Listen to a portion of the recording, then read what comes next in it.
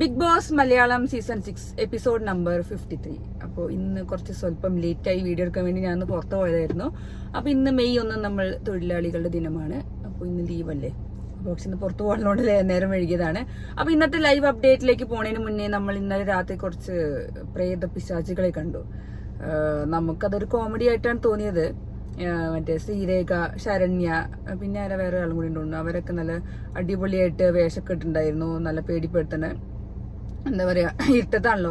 അപ്പൊ പിന്നെ എല്ലാരും പേടിപ്പിക്കാൻ നല്ല സുഖമാണ്. പിന്നെ നമ്മൾക്ക് കാണുമ്പോൾ, നമ്മൾ ആസ് എ വ്യൂവർ കാണുമ്പോൾ നമുക്ക് അത്ര വലിയ രസം തോന്നാറില്ല, മീൻസ് കോമഡി ആയിട്ട് തോന്നാറ്. കാരണം ഒന്നാമത് ഇപ്പോഴത്തെ പ്രേതപ്പടങ്ങൾ കണ്ടാൽ തന്നെ നമുക്ക് ശരിയാണ് വരിക. പണ്ടത്തെ ആ ഒരു ഇമോഷൻസ്, പണ്ടത്തെ ആ പേടി അനുഭവങ്ങളൊന്നും നമുക്ക് ഇപ്പൊ ഉണ്ടാവാറില്ല. അപ്പൊ ഇപ്പൊ ഇത് കണ്ടപ്പോൾ ഇപ്പൊ ഒരു പ്രേത സീരിയലാണെങ്കിലും അല്ലെങ്കിൽ പ്രേത രീതിയിലുള്ള കുറച്ച് ടാസ്കുകൾ കണ്ടാലും നമുക്ക് അത്ര വലിയ ഒരു ഇത് തോന്നാറില്ല.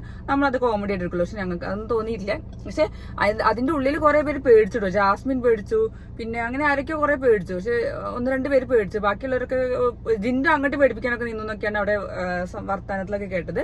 പിന്നെ അതേപോലെ അർജുനൊക്കെ അങ്ങോട്ട് പേടിപ്പിക്കാൻ വേണ്ടി രതീഷ് കുറെ ഓവറാക്കി അഭിനയിച്ചു എന്നൊക്കെയാണ് അവിടുത്തെ ചർച്ചാ വിഷയം ഉണ്ടായിരുന്നു. അത് ജാസ്മിനൊക്കെ പറയുന്നുണ്ടായിരുന്നു, ഈ എന്തിനാണ് ഇങ്ങനെ കാണിക്കുന്നത്, കുറച്ച് ഓവറായിട്ടല്ല അഭിനയിക്കുന്ന രീതിയിലൊക്കെ ഇങ്ങനെ പറയുന്നുണ്ടായിരുന്നു. അപ്പൊ ആ ഒരു പ്രേത പിശാചുക്കളുടെ വേഷ പകർച്ചകൾ ഇന്നലെ രാത്രി ഉണ്ടായിരുന്നു.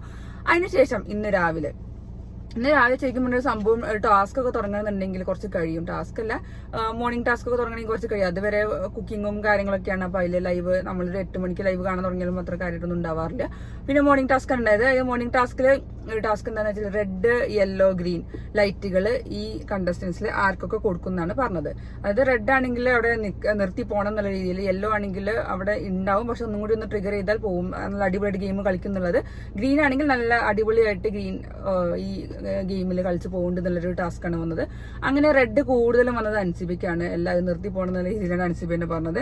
പിന്നെ വന്നത് യെല്ലോ വന്നത് കുറെ ജിൻഡോക്കൊക്കെ വന്നിട്ടുണ്ടായിരുന്നു. അത് കുറെ പേർക്ക് അങ്ങനെ എന്തൊക്കെ ജിൻഡോ വന്നു. പിന്നെ ഗ്രീൻ സായിക്ക് വന്നു, സിജോന് വന്നു, അർജുനൊക്കെ സൂപ്പറായിട്ട് ഗ്രീൻ വന്നു. എന്തിനാണ് അർജുന് ഗ്രീൻ വന്നതെന്ന് എനിക്ക് മനസ്സിലാവില്ല. വെറുതെ ഇരിക്കണോണ്ടാണോ എന്നുള്ള രീതിയിലാണോ എനിക്കറിയില്ല. ഗ്രീൻ വന്നു എന്തായാലും അർജുന് വേണ്ടിയിട്ട്.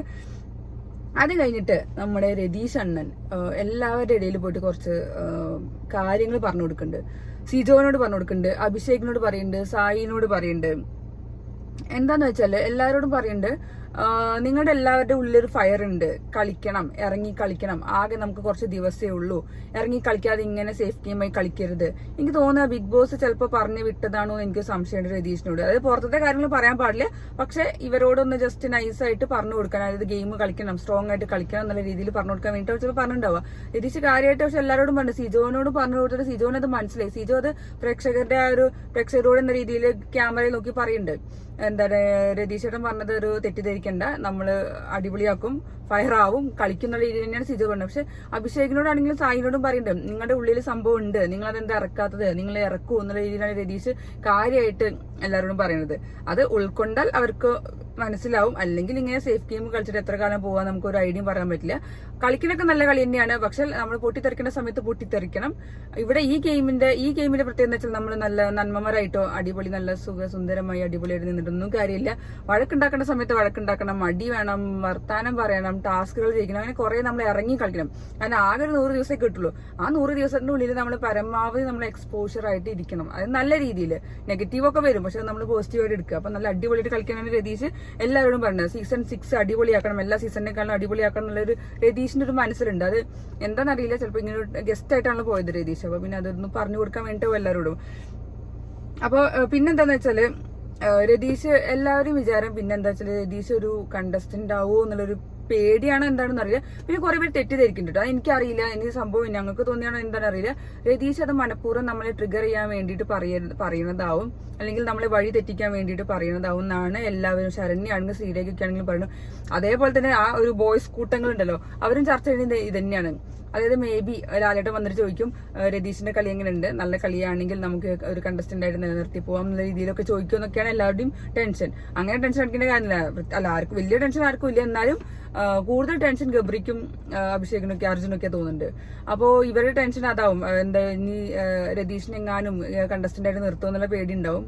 അപ്പോൾ അതില്ലാതിക്കാൻ വേണ്ടിയിട്ട് ഇവർ പരമാവധി രതീഷിന് കുറ്റം പറയുന്നുണ്ട്. രതീഷ് പറയുന്ന കാര്യങ്ങളൊന്നും കേൾക്കണ്ട എന്നുള്ള രീതിയിലാണ് എല്ലാവരുടെയും ഒരു ഇതെന്ന് പറയുന്നത്. പിന്നെന്താന്ന് വെച്ചാല് പിന്നെ വേറെ സംഭവം എന്താ വെച്ചാല് നമുക്കറിയണ സായിക്ക് കാലിന് ഒരു ചെറിയ പെയിന് കണ്ടു. എന്താ ഡ്രസ്സിങ് അല്ല ഇവിടെ മെഡിക്കൽ റൂമിൽ പോയിട്ടുണ്ടായിരുന്നു. അത് ഓൾറെഡി സായിക്ക് ഹിപ്പിന് ഒരു പെയിൻ ഉണ്ട്, പിന്നെ കാലിന് ഒരു പെയിൻ ഉണ്ട്. കുഴപ്പമില്ലാത്ത കാര്യം. സായി ആണെങ്കിൽ ഡോക്ടറെ അടുത്തൊന്നും അങ്ങനെ പോവില്ല. ഒന്നാമത് പെയിൻ ഉണ്ടെങ്കിൽ റെസ്റ്റ് എടുക്കും, പിന്നെ പെയിൻ കില്ലറോ അങ്ങനെ എന്തെങ്കിലുമൊക്കെ കഴിക്കുള്ളൂ. അപ്പോൾ കുഴപ്പമൊന്നുമില്ല. ഞാൻ അറിഞ്ഞതെന്ന് വെച്ചിട്ട് കുഴപ്പമൊന്നുമില്ല. എന്തായാലും ഉഷാറായിട്ട് പോട്ടെ. കാരണം ടാസ്ക് കളിക്കുമ്പോൾ ഓട്ടത്തിലും ഒരു സംഭവത്തിലാവും മിക്കവാറും. കാരണം ജിമ്മിലൊക്കെ പോകുന്നതും ക്രിക്കറ്റ് പ്ലെയർ ഒക്കെ ആണല്ലോ. അപ്പോൾ ആ ഒരു സാഹചര്യം കൊണ്ട് ഉണ്ടാവുന്നതാണ് ഇടയ്ക്ക്. അത് അങ്ങനെ സായി ഡോക്ടറെ അടുത്ത് പോകാറില്ല, മൈൻഡ് അടിക്കാറില്ല. അതങ്ങനെ ആ ഒരു വഴിക്ക് പോട്ടെ, റെസ്റ്റ് എടുത്താൽ പോട്ടെ എന്ന രീതിയിൽ നിൽക്കും. കൂടുതൽ പിന്നെ എന്തായാലും മെഡിക്കൽ റൂമിൽ കൊണ്ടുപോയിട്ട് ഡോക്ടർ കുറച്ച് എക്സസൈസും കാര്യങ്ങളൊക്കെ പറഞ്ഞു കൊടുത്തു എന്നാണ് അറിഞ്ഞത്. കുഴപ്പമില്ല എന്നുള്ള രീതിയിലാണ് കേട്ടത്. അപ്പോൾ അതൊരു കാര്യം. കാരണം ടാസ്കുകളൊക്കെ ഇനിയും കടുത്ത ടാസ്കുകൾ വരാൻ പോകണമെന്ന്. അപ്പോൾ അത് അടിപൊളിയായിട്ട് കളിക്കണം. അപ്പോൾ നല്ല ഹെൽത്തി ആയിരിക്കണം. അപ്പോൾ നല്ല ഇതായിട്ട് പോട്ടെ, കുഴപ്പങ്ങളില്ലാതെ പോട്ടെ എന്തായാലും. പിന്നെ അവിടെ വേറെ ചർച്ച ഉണ്ടായത് ഡ്രസ്സിംഗ് റൂമിൽ സിജോയും ജിൻഡോയും ഒക്കെ ആയിട്ടുള്ളത്. ഡ്രസ്സിംഗ് റൂമിൽ ഓൾറെഡി ചർച്ച ചെയ്യാൻ പാടില്ല എന്നുള്ള ബിഗ് ബോസിന് വാണിംഗ് ഉണ്ട്. കാരണം അവിടെ മൈക്ക് വെക്കാൻ പാടില്ലെന്നോ അതോ ക്യാമറ ഇല്ലാത്തതുകൊണ്ടൊക്കെ തോന്നുന്നു അവിടെ വെക്കാൻ പാടില്ല, പറയാൻ പാടില്ല എന്നൊക്കെ ഉണ്ട്. അപ്പോൾ അങ്ങനെ കുറച്ച് ചർച്ചകൾ ഉണ്ടായിരുന്നു. അതെന്താ ഉണ്ടാവുകയെന്നൊന്നും അറിയില്ല. പിന്നെന്താ വെച്ചാല് വേറെ സംഭവം ഉണ്ട്. പിന്നെയാണ് മെയിൻ സംഭവം, അതായത് രണഭൂമി ടാസ്ക്. നമ്മൾ ഇന്നലെ തന്നെ പറഞ്ഞു, ഇന്നലെ രാത്രിത്തെ പാട്ട് പട്ടാളം പാട്ടായിരുന്നു. അതേപോലെ ഇന്ന് രണഭൂമി ടാസ്കിൽ മറ്റേ പട്ടാളത്തിന്റെ വേഷങ്ങളൊക്കെ ഇട്ടിട്ടായിരുന്നു. നല്ല അടിപൊളിയായിരുന്നു എല്ലാവരും. അപ്പൊ പറഞ്ഞ പോലെ തന്നെ കളർ കോഡിങ് വെച്ചിട്ട് എല്ലാ ടീമും ഇങ്ങനെ നിൽക്കും. എന്നിട്ട് ബോംബ് എറിയുന്നതാണ്, കളർ ബോംബ് എറിഞ്ഞിട്ട് അവരെ പൊട്ടിക്കുകയാണ്. പിന്നെ നമുക്ക് ഷീൽഡ് ഉണ്ടാവും പ്രൊട്ടക്ട് ചെയ്യാൻ വേണ്ടിയിട്ട്. അങ്ങനെയുള്ള സംഭവങ്ങളാണ്. അപ്പൊ അതിൽ തന്നെ ആദ്യത്തെ റൗണ്ടില് പവർ ടീം പുറത്തായിട്ടുണ്ട്. അവിടെ ജിൻഡോ സായിയും അവരൊക്കെ ഭയങ്കര വാഗ്വാദങ്ങൾ ഉണ്ടായിരുന്നു. കാരണം ജിൻഡോ പറഞ്ഞു ഞാൻ 4 എറിഞ്ഞു, അപ്പോൾ സായിന്റെ ടീമൊക്കെ പറയുന്നത് ഞാൻ 2 എറിഞ്ഞിട്ടുള്ളൂ എന്നൊക്കെ പറയുന്നത്. പക്ഷെ ഞാനത് കറക്റ്റ് കണ്ടില്ല. പക്ഷെ എന്നിട്ട് പിന്നെ രതീഷാണ് എന്തായാലും തീരുമാനം എടുക്കേണ്ടത്. അപ്പോൾ രതീഷ് പറഞ്ഞു ഞാൻ 2 എറിഞ്ഞതേ കണ്ടുള്ളൂ എന്നൊക്കെയുള്ള രീതിയിലാണ് പറഞ്ഞത്. അപ്പൊ അങ്ങനത്തെ ആദ്യത്തെ റൗണ്ടിൽ മറ്റേ ടീമില് മഞ്ഞ ടീമിന്, അതായത് ജിൻഡോയുടെ ടീമിൽ 1 കിട്ടിയുള്ളൂ. അപ്പൊ ആ ഒരു ഇതിൽ വെച്ചിട്ട് പവർ ടീം എന്തായാലും പുറത്തായി. പക്ഷെ സായിക്ക് ഹെൽത്തിൽ നമുക്ക് കാണാം, സായിക്ക് ഹെൽത്തിന് കുറച്ച് പ്രോബ്ലം ഉണ്ട്, ഹിപ്പിന്റെ വേദന ഉണ്ട്. മേ ബി അത് റിക്കവർ ആവട്ടെ എന്ന് പ്രാർത്ഥിക്കുന്നുണ്ട്. എന്താ ഡോക്ടേഴ്സിന്റെ ഹെൽപ്പ് എന്തായാലും കിട്ടിയിട്ടുണ്ട്, അതൊന്നും കുഴപ്പമില്ല എന്നാണ് അറിഞ്ഞത്. അപ്പൊ അങ്ങനെ അത് കഴിഞ്ഞു. പിന്നെന്താന്ന് വെച്ചാല് രതീഷും സിജോവും കുറച്ചൊരു പ്ലാൻ ചെയ്യുന്നുണ്ട്. സിജോനെ ഇപ്പൊ കുറെ കളിയാക്കലും കുറെ ഇതുണ്ട്. അതായത് കാട്ടുതീയായിട്ട് വന്നിട്ട് തീപ്പെട്ടിക്കൊള്ളിയ എന്നുള്ള രീതിയിലും സിജോ ഒന്നും ചെയ്യണില്ല, അങ്ങനെയാണ് ഇങ്ങനെയാണെന്നൊക്കെ പറഞ്ഞ് കുറെ പേരുണ്ട്. പക്ഷെ ഞാൻ പറയട്ടെ, അവിടുത്തെ ഒരു ഗെയിമിന്റെ രീതി അനുസരിച്ചിട്ട് അവിടെ ഒന്നും നടക്കണില്ല, ഒന്നും നടക്കാനും പോണില്ല. അവിടെ ഇപ്പൊ കാര്യമായിട്ടുള്ള എന്തടിയാണ് ഉണ്ടാവുന്നത്? ജിൻഡോ വന്നിട്ട് മറ്റേ തൂത്തില്ല, വൃത്തിയാക്കില്ല, പച്ചക്കറി അറിഞ്ഞില്ല, ഇതൊക്കെ പറഞ്ഞിട്ടല്ലേ അടി ഉണ്ടാവുന്നത്. അല്ല വേറെ കാര്യമായിട്ടുള്ള അടി ഉണ്ടാക്കാൻ മാത്രം ഉണ്ടാവുന്നത്? അല്ല ടാസ്ക് കൊടുത്താലേ അവിടെ അടി ഉണ്ടാവുള്ളൂ. അപ്പൊ ഞാൻ വിചാരിക്കുന്നത് എന്താ വെച്ചാൽ ഇപ്പൊ ടാസ്കുകൾ കുറെ വന്ന് തുടങ്ങിയിട്ടുണ്ട്. അപ്പൊ എന്തായാലും കുറച്ച് അടികൾ എന്തായാലും ഇപ്പൊ വരും. ഇപ്പൊ ഈ ടാസ്ക് വന്നില്ല, രണഭൂമി ടാസ്ക്, അതിൽ എന്തായാലും കുറച്ച് പ്രശ്നങ്ങൾ ഉണ്ടാവാൻ സാധ്യതയുണ്ട്. അപ്പൊ രതീഷും സിജോയോട് പറയുന്നുണ്ട് ഇവിടെ ആക്ഷൻസ് മാത്രം ഉണ്ടാവുന്നുള്ളൂ, റിയാക്ഷൻസ് വരുന്നില്ല. അപ്പോൾ ആ ഒരു സംഭവം സിജോന്റെ പരാതിയാണ്, ആക്ഷൻസ് മാത്രം ഉണ്ടാവുള്ളൂ, റിയാക്ഷൻസ് വരുന്നില്ല. കാരണം റിയാക്ഷൻസ് ആരും കൊടുക്കില്ല. അതിന് ആക്ഷൻസ് പറഞ്ഞാൽ എന്ത് ആക്ഷൻസ് ഉണ്ടാവുന്നത്? മറ്റേ നമ്മൾ പറഞ്ഞ പോലെ ചെറിയ ചെറിയ കാര്യങ്ങൾക്കാണ് ആക്ഷൻസ്, സംഭവങ്ങൾ അടി ഉണ്ടാവുന്നത്. അപ്പൊ ആരും അതിന് കാര്യമായിട്ട് റിയാക്ട് ചെയ്യില്ല. പിന്നെ എല്ലാവരും വിചാരം നമ്മൾ എന്തെങ്കിലും റിയാക്ട് ചെയ്താൽ അവർക്ക് കണ്ടന്റ് കൊടുക്കുന്നുള്ളതാണ് എല്ലാവരും വിചാരം. അപ്പൊ പിന്നെ ആരും ഒന്നും അതിന് പുറത്തിറങ്ങില്ല. അപ്പോൾ രതീഷും സിജോയും അതിനൊരു പ്ലാൻ ചെയ്തു. ആ പ്ലാൻ എന്തായാലും നമ്മൾ ഇതുവരെ കണ്ട ലൈവ് അപ്ഡേറ്റിൽ അവസാനം ഒന്ന് പ്ലാൻ വർക്ക്ഔട്ട് ആയി. സിജോയും രതീഷും കൂടി അവിടെ അടി ഉണ്ടാക്കുന്നത്. അവർ ക്യാമറയോട് ചോദിച്ചാൽ, ബിഗ് ബോസിനോട് ചോദിച്ചിട്ടാണ് പറഞ്ഞത് ഞങ്ങൾ അടി ഉണ്ടാക്കാൻ പോകുന്ന രീതിയിലാണ് സംസാരിച്ചത്. ബിഗ് ബോസ് എന്തായാലും ആ അടി ഉണ്ടാക്കിയ സമയത്ത് പിന്നെ കൺഫെഷൻ റൂമിലേക്ക് വിളിച്ചു. എന്നിട്ട് പറഞ്ഞു നിങ്ങൾ അടി ഉണ്ടായിക്കോളി, പക്ഷെ ടാസ്ക് കഴിഞ്ഞിട്ട് അടി ഉണ്ടാക്കിയാൽ മതി രീതിയിലാണ്. അപ്പൊ ഇവർ ചോദിക്കുന്നുണ്ട് ഞങ്ങൾ പ്രാങ്ക് ആണോ പറയണോന്ന് ചോദിച്ചപ്പോൾ ബിഗ് ബോസ് തന്നെ വേണ്ടത് പറയണം, ഫെയർ ആയിട്ട് നിന്നിട്ട് തന്നെ പറയാമെന്ന രീതിയിലാണ് നിൽക്കുന്നത്. അപ്പൊ ഇതെന്തായാലും കുറച്ച് കഴിഞ്ഞാൽ പറയുന്നത് പ്രാങ്ക് ആണെന്ന്. പക്ഷെ അതിന്റെ ഇടയിൽ ആ ടാസ്ക് ഇവർ തമ്മിൽ അടി ഉണ്ടാകുമ്പോൾ തന്നെ രതീഷ് സേഫ് ഗെയിമേഴ്സിനെ പൊളിച്ചെടുക്കാൻ വേണ്ടിയിട്ട് ഓരോരുത്തർ ഇവർ സേഫ് ഗെയിമാണ് മറ്റേതാണെന്നൊക്കെ പറയുന്നത്. അതിന് വേണ്ടിയിട്ടാണ് മെയിൻ ആയിട്ട് അടി ഉണ്ടാക്കുന്നത്, എല്ലാവരും ഒന്ന് ഉണർത്താൻ വേണ്ടിയിട്ട്. ടാസ്കുകളൊക്കെ ഇങ്ങനെയാണ് സേഫ് ഗെയിമേഴ്സ് ഉള്ളത്, ആരൊക്കെയാണ് ഇങ്ങനെ സേഫ് ഗെയിമായിട്ട് കളിക്കുന്നത്, അല്ലാത്ത നല്ല സ്ട്രോങ് ഉള്ള ആൾക്കാരെന്നൊക്കെ രീതിയിലാണ് എല്ലാം പറയുന്നത്.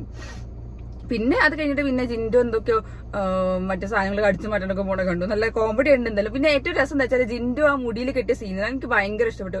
ജിൻഡോ കറക്റ്റ് ഒരു പട്ടാളക്കാരന്റെ ലുക്ക് ഉണ്ടായിരുന്നു ആ ജിൻഡോ മുടി കെട്ടിയതൊക്കെ. പിന്നെ എല്ലാവരും നല്ല രസം ഉണ്ടായിരുന്നു, ആ നല്ല ആറ്റിറ്റ്യൂഡിലൊക്കെ നിന്നത്. പിന്നെ ജിൻഡോന്റെ ആ മുടി കെട്ടിയത് എനിക്ക് ഭയങ്കര ഇഷ്ടം. നമ്മൾ ഈ പഴയ സുരേഷ് ഗോപി സിനിമയിലൊക്കെ കാണുന്ന പോലെ, സുരേഷ് ഗോപിയാണല്ലോ കൂടുതൽ സിനിമയിൽ മറ്റേ തലയിലും കറുത്ത കളർ സംഭവം കെട്ടിയിട്ടൊക്കെ നിൽക്കുക. അപ്പൊ ആ ഒരു ഫീൽ ഉണ്ടായിരുന്നു. അത് നല്ല അടിപൊളിയായിട്ട് ജിൻഡോന് കാണാൻ നല്ല രസം ഉണ്ടായിരുന്നു. പിന്നെ ആസ് യൂഷ്വൽ ആ ടാസ്ക് കഴിഞ്ഞപ്പോൾ അടികൾ ഉണ്ടായിരുന്നു. ജാസ്മിനും ഗബ്രിയും പിന്നെ ഡ്രാമ ഫൈറ്റ് ഉണ്ടായിരുന്നു. വെറുതെ രസത്തിന് ആൾക്കാരെ കാണിക്കാൻ വേണ്ടിയിട്ട് കുറച്ച് ഫൈറ്റ് ഒക്കെ ഉണ്ടായിരുന്നു. പിന്നെ ഈ ഫൈറ്റിൽ തന്നെ മെയിൻ എന്താണെന്ന് വെച്ചാൽ ഇമോഷണലി നമുക്ക് തകർക്കാം, ഓപ്പോസിറ്റിലെ ആളെ പിന്നെ ബോംബ് എറിഞ്ഞ് തകർക്കാം, അങ്ങനെയൊക്കെയാണ്. പിന്നെ ഓരോ കുറെ കളിക്കാരൊക്കെ നോക്കി. സിജോ ആണെങ്കിലും അങ്ങോട്ട് നല്ലോണം കൊടുക്കുന്നുണ്ട്. പിന്നെ അതിന്റെ ഇടയ്ക്ക് ട്രോള് വന്നത് വെച്ചാൽ നമ്മുടെ ടാസ്ക് കഴിഞ്ഞ് നേരെ നോറ വെള്ളം കുടിക്കാൻ പോയപ്പോൾ ഉണ്ടായിരുന്നു, സിജോ നോറയെ വെള്ളം കുടിപ്പിച്ചു എന്നൊക്കെ പറഞ്ഞിട്ട്. അങ്ങനെ കുറച്ച് ട്രോളുകളൊക്കെ നല്ല രസമാണ് എന്തായാലും ട്രോളുകൾ കാണാൻ.